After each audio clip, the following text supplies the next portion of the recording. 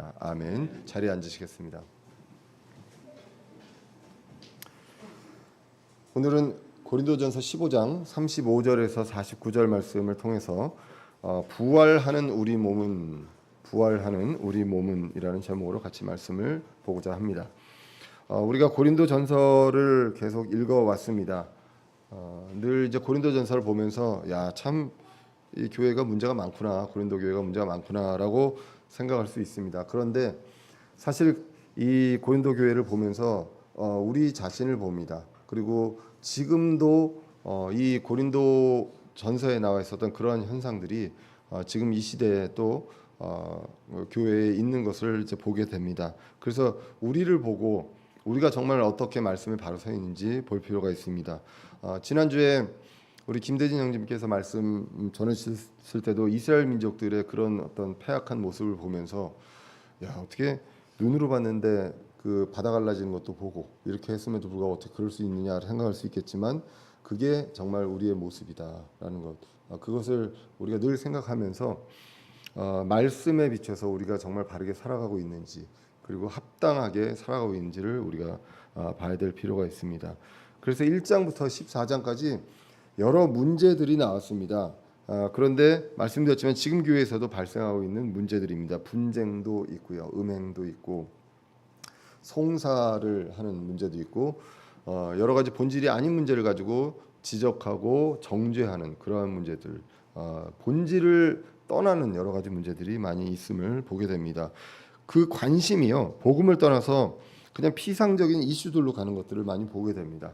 그것이 정말 저와 여러분들, 그리고 지금 이 시대에 사는 어떤 교회 크리스찬의 모습이 아닌가 우리가 다시 돌아볼 필요가 있습니다. 하나님은 이것에 대해서 책망을 합니다. 복음을 선포하는 것이 가장 주 목적이 되어야 하고, 또 선포하지 않더라도 그 복음 선포에 방해가 되지 말아야 하는데 이러한 부분들에서 우리가 과연 잘 생각하고 있는가라는 것을 볼 필요가 있습니다. 만약에 그것을 생각하고 있다면 우리는 더욱더 조심해야 하고요. 우리는 그리스도 안에서 자유하지만 그 자유를 억제할 수 있어야 합니다. 믿음이 연약한 자들이 실족하지 않게끔 억제하고 또 질서 있게 품위 있게 이러한 것들을 해 나가야 된다고 성경이 말씀하고 있습니다. 그리고 나서 이제는 본질이 무엇이냐, 본질을 떠나지 말라라는 말씀을 하시고 15절에 이제 15장의 본질 복음에 대해서 말씀을 하고 있습니다. 이 복음의 핵심인 부활에 대해서 더욱더 구체적으로 말씀하고 있습니다. 이렇게 보면 사실 고린도 교회는 사도 바울이 1년 6개월 동안 가서 말씀을 전해서 세운 교회임에도 불구하고 본질을 떠난 사람들이 많았던 것으로 보여집니다. 그래서 많은 문제들이 발생을 하고, 또 복음에 관심을 보이기보다는 다른 것들에 관심을 두고 그것이 마치 굉장히 중요한 것인 양 그것을 통해서 갈라지고 서로 비방하고 싸우는 그러한 일들이 일어났습니다. 더군다나 부활에 대해서 의심을 합니다. 부활에 대해서 오해를 하고 부활에 대해서 무지한 고린도 성도들이 있었음을 오늘 고린도전서 15장은 말씀하고 있습니다. 워렌 USB 주석에 보면 지금까지 15장에 대한 내용들을 이제 구분을 어떻게 하냐면 1절부터 19절까지는 과연 죽은 자들이 부활하는가, 그 다음에 20절부터 28절까지는 언제 죽은 자들이 부활하는가, 결국 간단하게 얘기하면 주님 재림하실 때. 그 다음에 세 번째로 39절에서 34절 그리고 49절에서 58절까지는 왜 죽은 자들이 부활하는가에 대해서 말씀하고 있습니다. 이것은 이제 우리가 부활한 몸으로 주님과 영원히 함께합니다. 그것이 약속이고 소망이 됩니다. 그것이 없다면 성도들의 삶이 무의미하다라는 내용이 이제 나왔던 것을 우리가 지난번까지 이제 봤습니다. 그리고 이제 네 번째로 35절에서 한 48절, 49절까지는 어떻게 죽은 자들이 부활하는가, 오늘 본문입니다. 어떤 몸으로 부활하는가, 이 부분들에 대해서 다루고 있다고 이렇게 구분을 하고 있습니다. 결국은 전체적으로 부활에 대해서 15장이 말씀하고 있습니다. 흔히들 이제 철학자들도 그렇고요, 일반 사람들도 그렇고 부활은 참 믿기 힘듭니다. 그 불가능하다고 이제 보여지죠.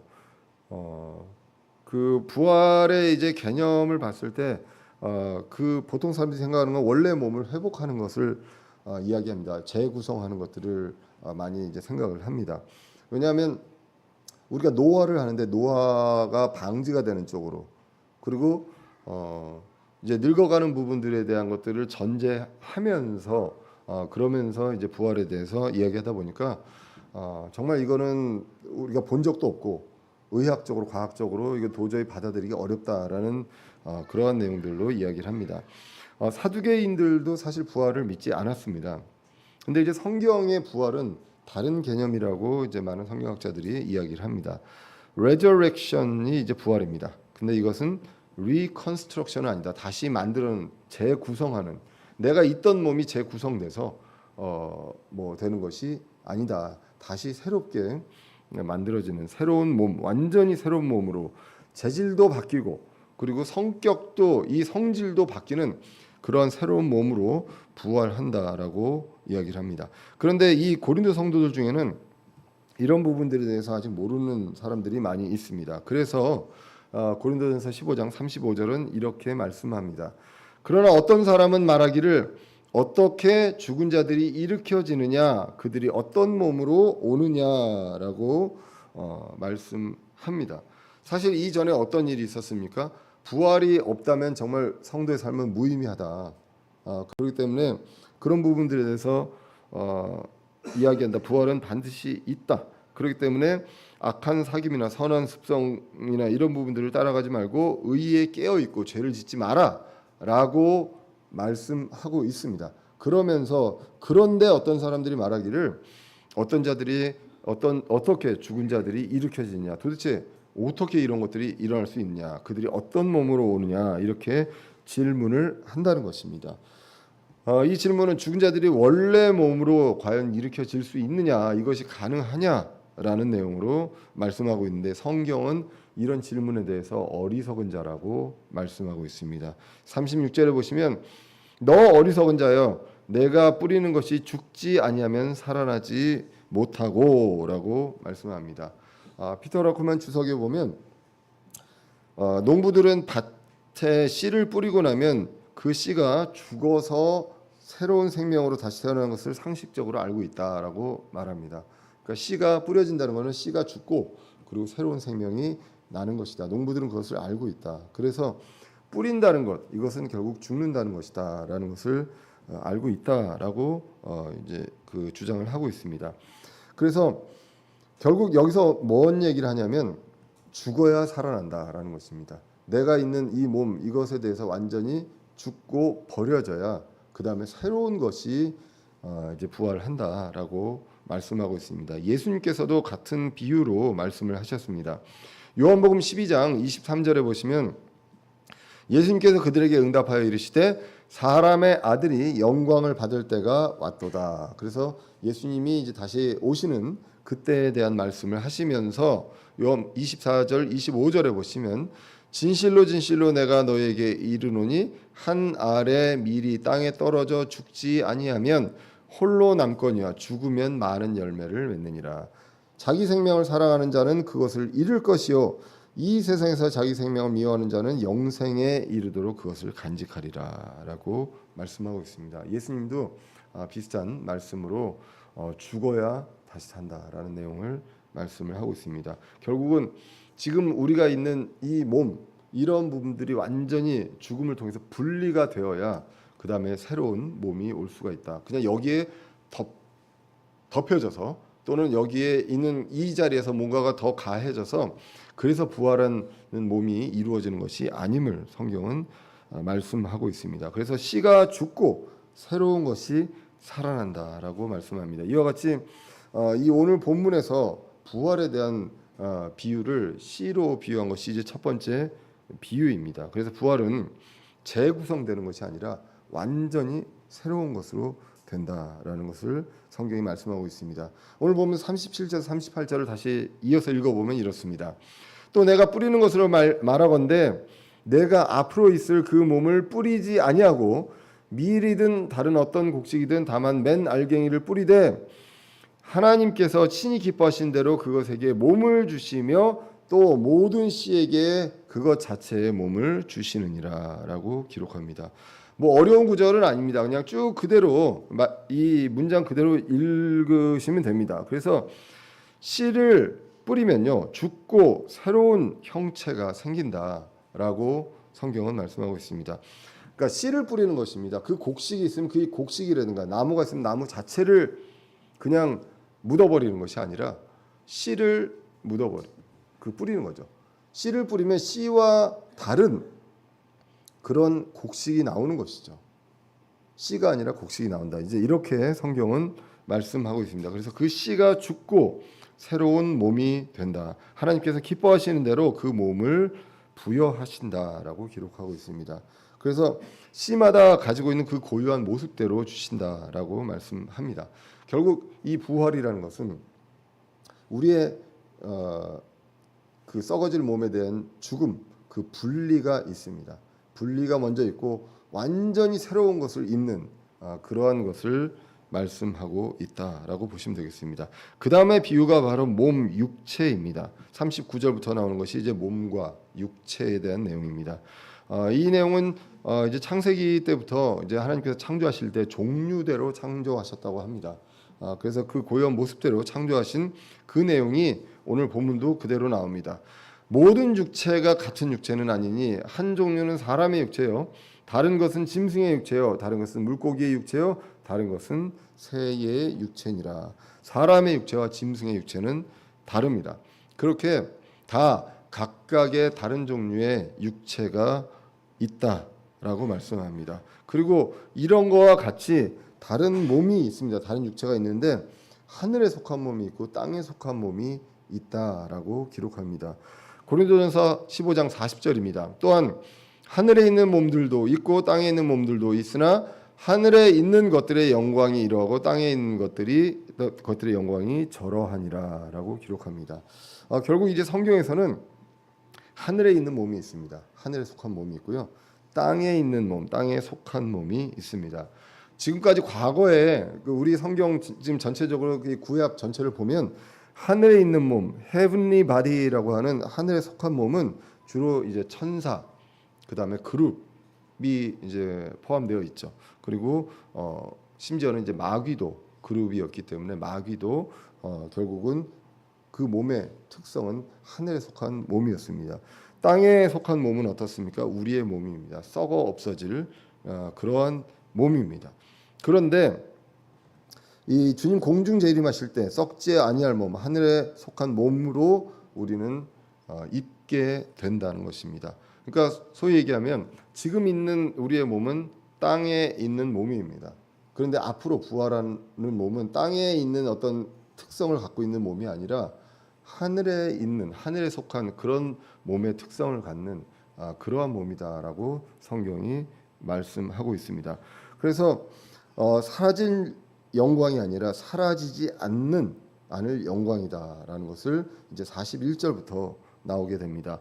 해의 영광이 이러하고 달의 영광이 저러하며 별들의 영광이 또 다르니 이 별과 저 별이 영광면에서 다르도다. 이제 하늘에 있는 몸에는 영광이 있는데 소위 말하면 이것은 이제 구체적으로 얘기하면 이 영광은 이제 추상적으로 이제 하나님의 어떤 모습이 이제 드러나는 것인데 이게 구체적으로 광채가 드러나기도 합니다. 예수님도 변화산에서 내려오셨을 때 이제 광채를 이제 보여주셨던 것을 이제 보게 됩니다. 그래서 이제 하늘에 있는 몸을 얘기하면서 이제 빛을 내는 다른 방식이지만 빛을 내는 해와 달과 별을 이제 언급을 합니다. 역시 이제 피터 러크만 주석에서는 이 영광은 광채다.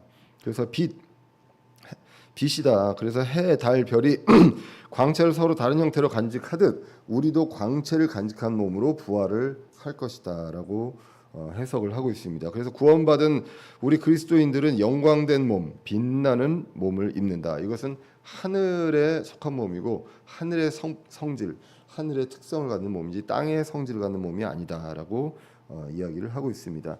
그래서 없어지지 않는 빛입니다. 그리고 광채, 이러한 것들이고 썩지 아니할 몸이다라고 성경이 이제 말씀하고 있습니다. 요와 관련된 구절로 다니엘서도 이런 말씀을 하고 있습니다. 다니엘서 12장 2절과 3절에 보시면 땅의 티끌 속에서 잠자는 자들 중에 많은 사람이 깨어나 얼마는 영존한 생명에 이르고 얼마는 수치와 영존하는 치욕에 이르며 지혜로운 자들은 궁창의 광채같이 빛나고 많은 사람을 의로 돌아서게 하는 자들은 별들과 같이 영원 무궁토록 빛나리라라고 기록합니다.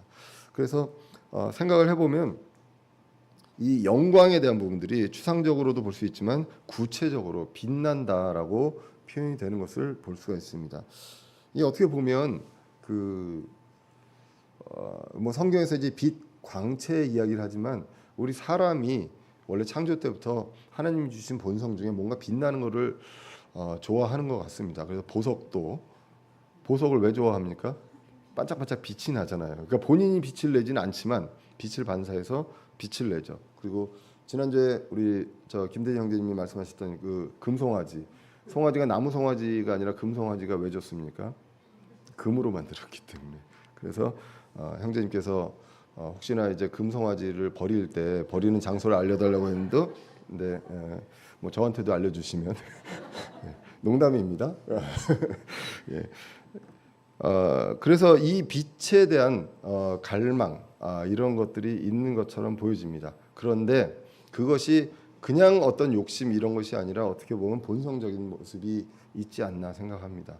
하늘에 속한 몸을 받을 때 우리 몸에서 이제 전혀 이 땅에 있는 어떤 재질 이런 건 전혀 다른 특성의 재질을 갖고 그 하늘에 속한 몸으로 이제 부활을 하게 그것을 입게 됩니다.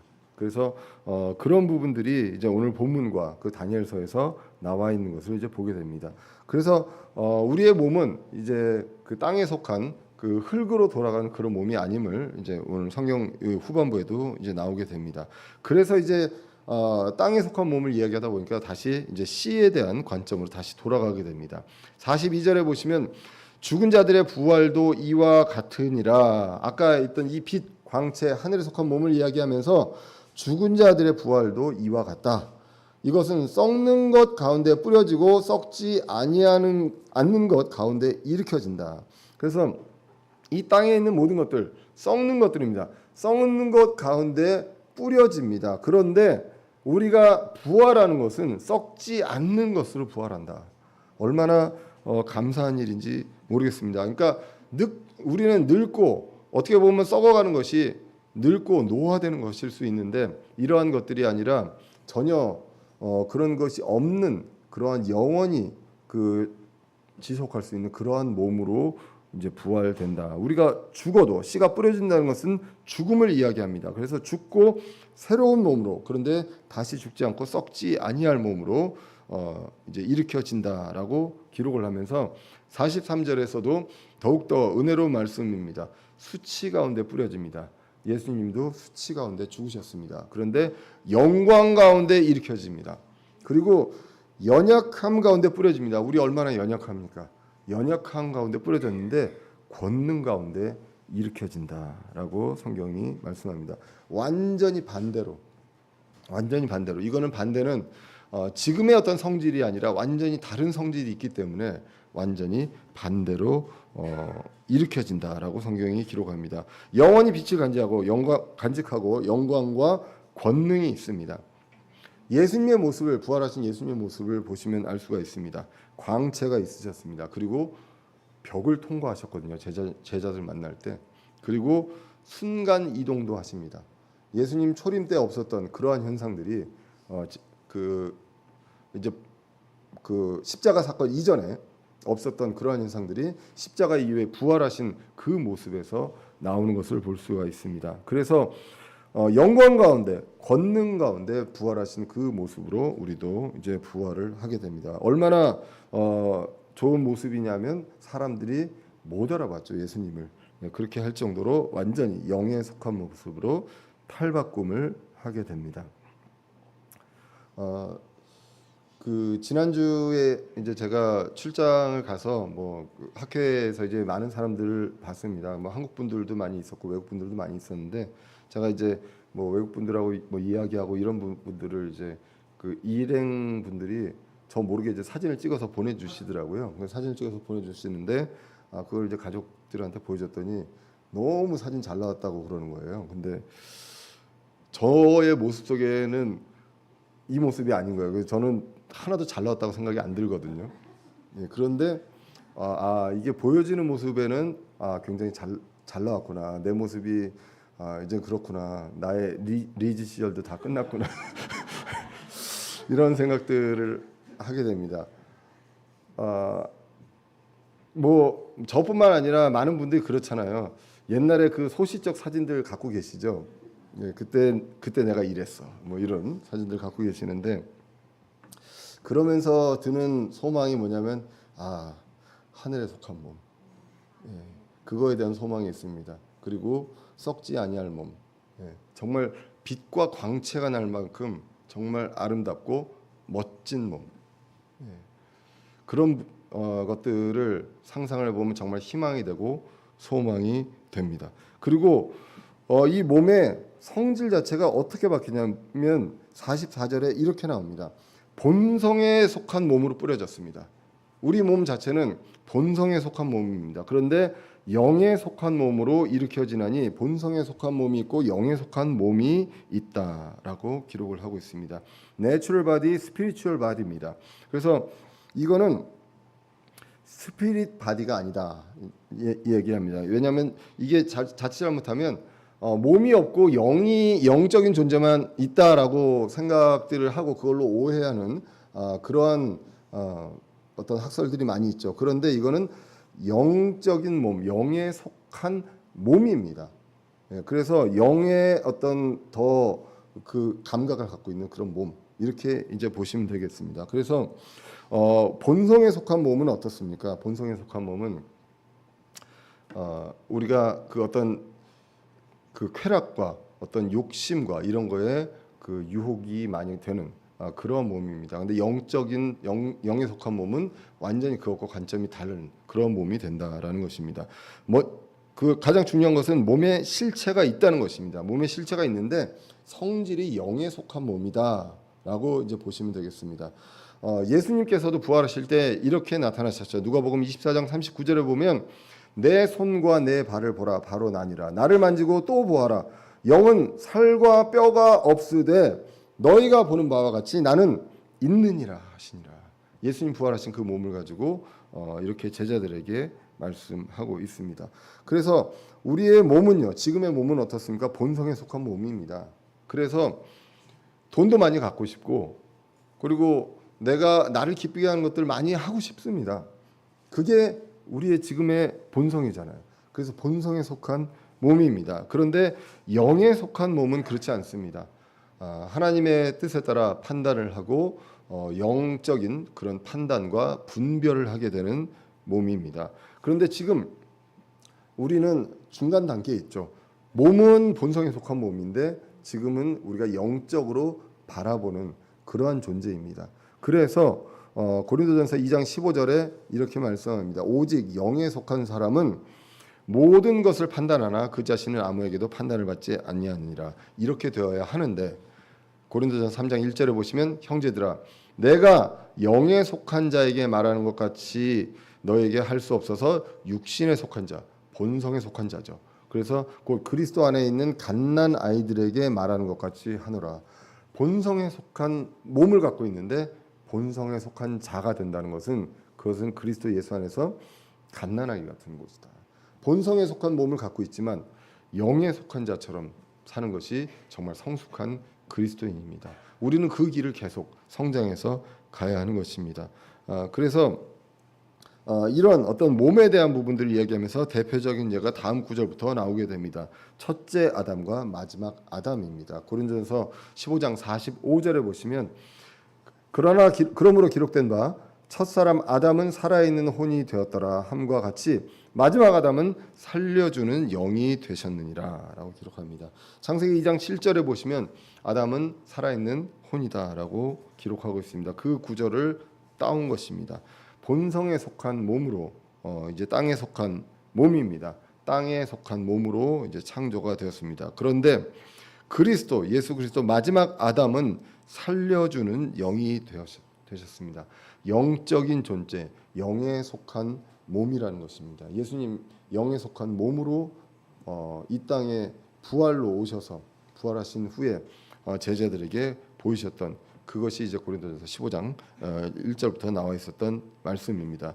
로마서 5장 14절에서도 유사한 말씀을 하게 됩니다. 그럼에도 불구하고 아담으로부터 모세까지 아담의 범법과 같은 종류의 죄를 짓지 아니하는 자들에게도 사망이 군림하였는데 아담은 오셔야 할 분의 모형이다라고 기록을 하고 있습니다. 그래서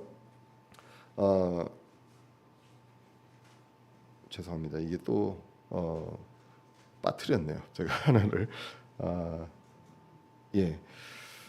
요게 이제 고린도전서 이제 15장 22절에 나와 있는 내용 중에도 아담 안에서 모든 사람이 죽는 것 같이 그리스도 안에서 모든 사람이 살게 되리라라고 기록합니다. 그래서 이렇게 이제 본성에 속한 몸이 이제 죽는 것처럼 영에 속한 몸이 영원히 사는 것처럼 첫 번째 아담과 마지막 아담을 이제 대비해서 말씀을 하고 있습니다. 그런데 본성에 속한 것이 첫째고 그 뒤에 영에 속한 것이다라고 해서 이제 그 고린도전서 15장 46절에서 47절로 이어집니다. 그러나 영에 속한 것이 첫째가 아니요 본성에 속한 것이 첫째며 그 뒤에 영에 속한 것이니라. 첫째 아담은 결국 무엇입니까? 본성에 속한 것이었습니다. 그리고 둘째 예수님이 바로 그리스도가 영에 속한 몸이었다는 것을 알 수가 있습니다. 47절에 첫째 사람은 땅에서 나서 땅에 속하거니와 둘째 사람은 하늘로부터 나신 주시니라라고 기록합니다. 그래서 이 우리 부활하는 몸의 대표적인 그 예로 볼 수 있는 둘째 아담, 마지막 아담, 둘째 사람은 하늘로부터 나신 주시니라라고 이야기합니다. 그러면 우리의 몸도 어디서부터 났습니까? 하늘로부터 나는 두 번째 몸은 그렇다라는 것입니다. 첫 번째 몸은 어떻습니까?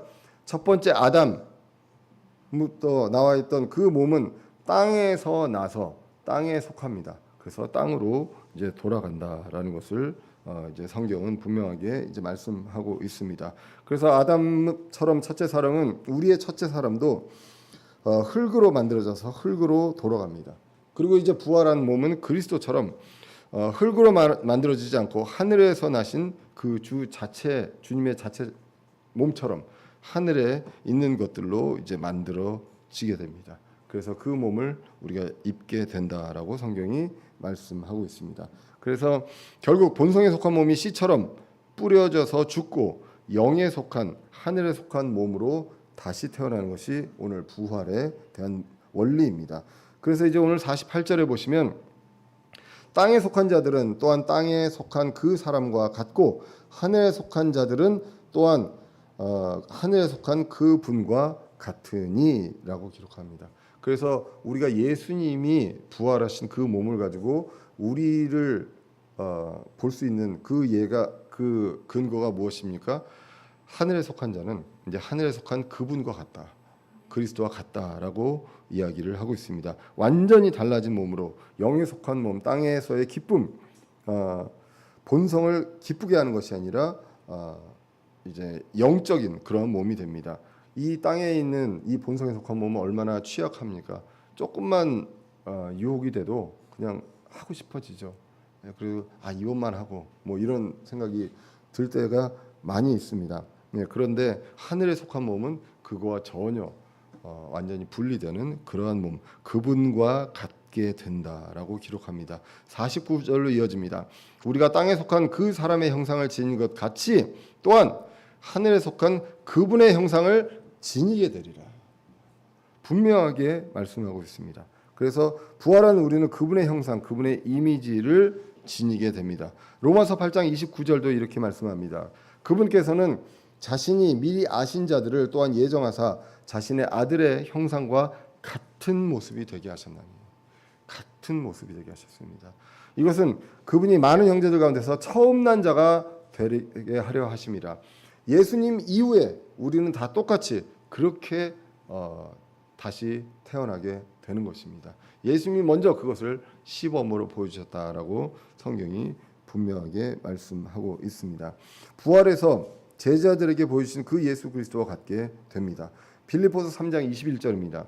그분께서는 모든 것을 자기에게 복종시킬 때 사용하는 능력을 발휘하사 우리의 천한 몸을 변화시켜 자신의 영광스러운 몸과 같게 만드시리라라고 성경이 기록합니다. 오늘 본문은 부활하는 몸에 대해서 이제 말씀하고 있습니다. 이게 아직까지 와닿지 않는 분들도 있을 것이고 정말로 간절한 분들도 있을 것입니다. 저에게는 정말 그 간절합니다.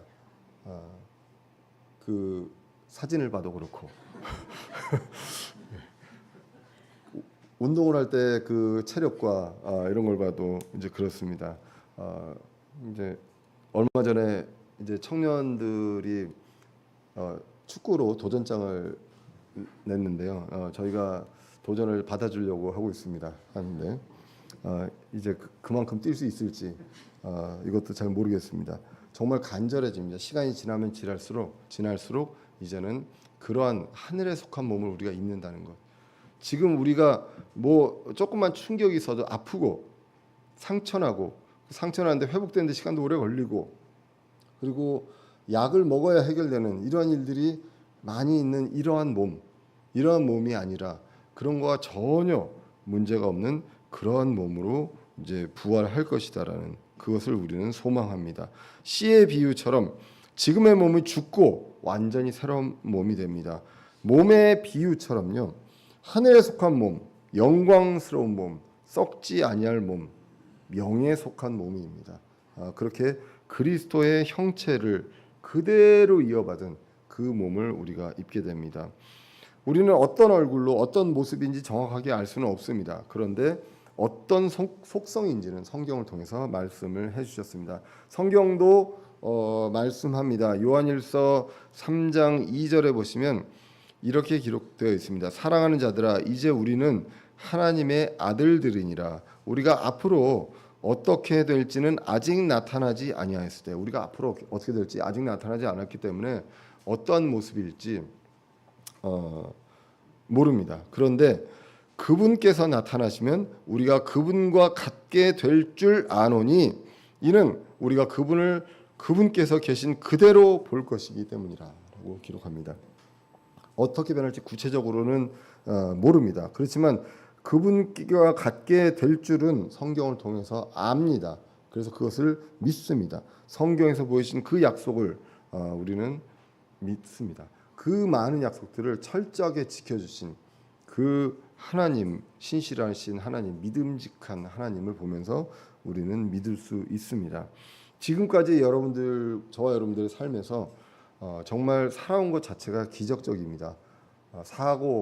죽을 만한 사고 안 나고 지금 여기까지 온 이것만 해도 얼마나 기적인지 모르겠습니다.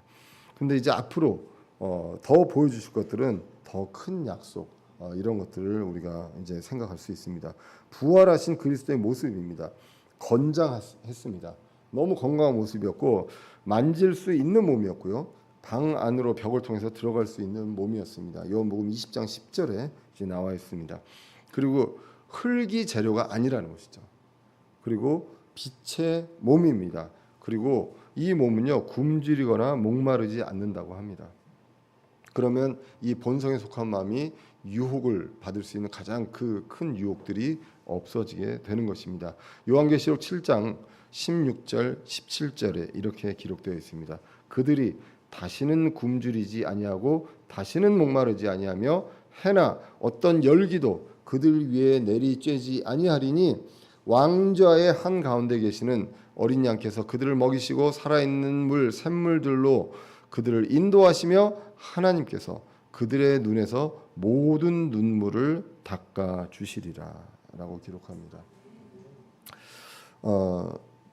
눈물을 닦아 주신다는 말이 예전에는 이해가 가지 않았습니다. 왜냐하면 제가 눈물이 없는 사람이었기 때문에. 근데 어느 순간부터인가 눈물이 많아진 사람이로 되면서 눈물을 닦아 주신다. 이 말에 대해서 정말 희망이 되는 그런 말씀이 되고 있습니다.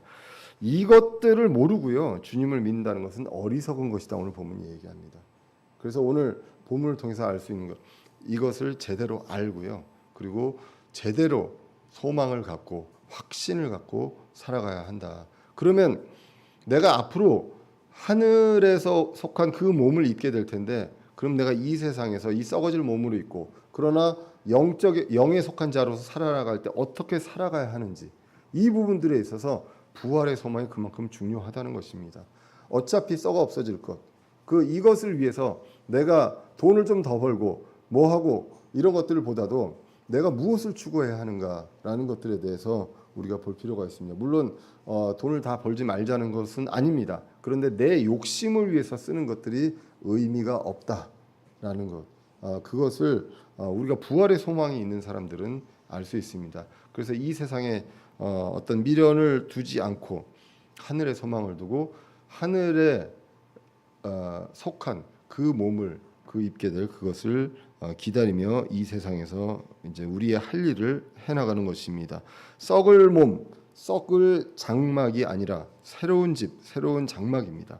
하늘들에 있는 영원한 집을 확신하면서 복음, 그리고 이 본질에서 떠나지 않고 성실히 이것들을 전하고 이것에 걸림돌 되지 않는 그런 삶을 사는 저와 여러분들 되어야 하겠습니다. 그것을 위해서 우리 같이 기도하고 서로 간에 격려하고 세워주는 여러분들 되시기를 간절히 기원합니다. 기도하겠습니다. 살아계신 하나님 아버지, 오늘도 부족한